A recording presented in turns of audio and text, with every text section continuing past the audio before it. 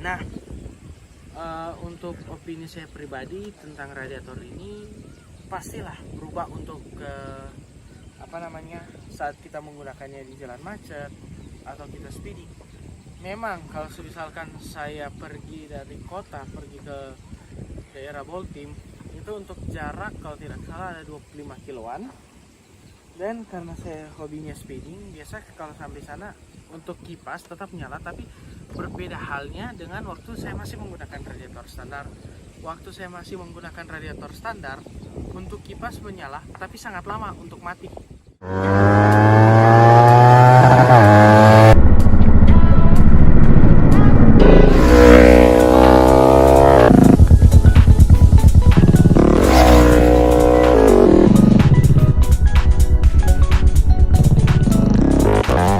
Oke guys, balik lagi di sini di channel YouTube Dex Motovlog. Terima kasih telah mengklik video ini dan juga sudah subscribe channel ini. Misalkan kalian belum subscribe, buruan yuk subscribe, tekan tombol merah di bawah. Dan jangan lupa nyalakan lonceng notifikasinya agar saat saya upload video kalian tidak akan ketinggalan.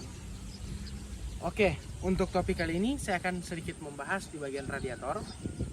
Nah, bila kalian melihat video saya dari lama untuk review motor ini, full part yang telah dipasang, saya ingin mereview sedikit untuk radiator Bipro. Misalkan kalian baru berpikir untuk saya mau membeli radiator Bipro, untuk harga bisa saya katakan yang saya dapatkan 2.850.000 di luar dari liquid coolant atau air radiator, dan juga untuk selang radiator. Sebenarnya untuk selang radiator tidak perlu diubah, tapi kan tidak akan matching. Misalkan untuk radiator sudah gede atau sudah besar, tapi untuk selang radiator masih standaran. Jadi saya ubah. Mungkin untuk total semua itu ada di 4 jutaan. Jadi yang saya pakai ini adalah radiator Bipro yang khusus untuk CBR 250R. Meskipun untuk namanya untuk CBR 250R, tapi ada sedikit penyesuaian juga, tidak langsung PNP.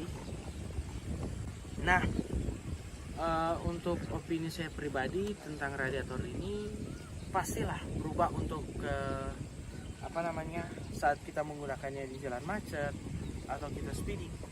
Memang kalau misalkan saya pergi dari kota pergi ke daerah Boltim itu untuk jarak kalau tidak salah ada 25 kiloan.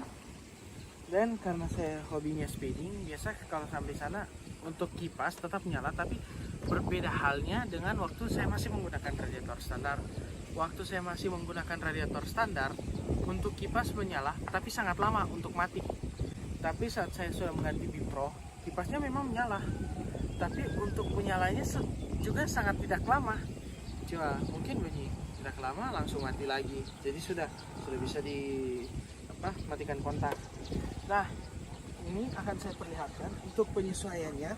Bisa dilihat di sini. Nah, bisa dilihat di sebelah sini sebenarnya, di samping-samping ini. Nah, bisa dilihat samping ini dalam sini.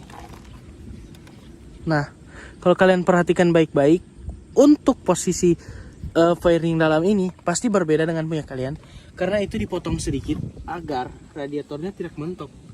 Tapi mereka memberikan dua opsi kepada saya. Satu, potong semua langsung, potong lurus seperti ini, dan juga di bawah sini agar tidak mentok sama sekali. Tapi menurut saya kalau misalkan nantinya juga kalau motor ini akan dijual dan terus radiatornya dilepas, jadi akan terlihat aneh ya di sini. Ada bekas potongan. Jadi saya mengambil opsi di mana saja yang perlu untuk dikeluarkan, itu saja yang dikeluarkan. Mana yang tidak perlu, jangan. Nah, kalau tidak salah untuk pembelian unit radiator Bipro ini sudah diberikan kipas juga, mereknya kalau tidak salah Denso. Langsung bawaan dari radiator ini kalau tidak salah. Bisa dikatakan untuk performa motor jadi lebih enak, karena untuk panas mesin tidak berlebih karena menggunakan radiator seperti ini. Dan juga untuk liquid coolant yang digunakan ternyata tidak sampai sebotol. Dan juga untuk sebotol kan kalau tidak salah jumlahnya 1 liter. Untuk mengisi radiator yang sebesar ini ternyata tidak sampai 1 botol atau 1 liter. Ternyata meskipun besar, ya tidak seperti yang saya pikirkan untuk pemakaian liquid coolant. Jadi kalau kalian ingin menggunakan radiator besar, beli saja liquid coolant 1 botol. Jangan ambil 2, karena kemarin saya mengambil 2, ternyata salah, yang digunakan juga cuma 1. Jadi sekiranya ini juga sudah cukup ya, bisa dikatakan. Dari kalau tidak, mungkin saya akan mencontohkan untuk proses pemasangan. Kalau proses pemasangan sudah pasti sangat mudah, karena dia hanya mengikuti mana saja kaki-kaki yang sudah ada, atau sudah kaki-kaki yang dari dulu punya, atau masih di radiator yang kecil.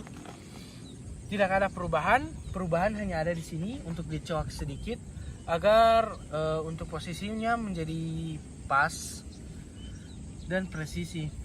Ubahan yang ada di radiator hanyalah itu.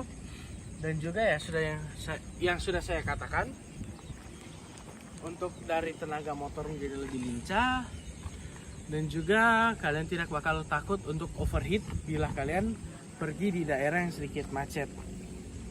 Oke, sekian dulu video review dari saya.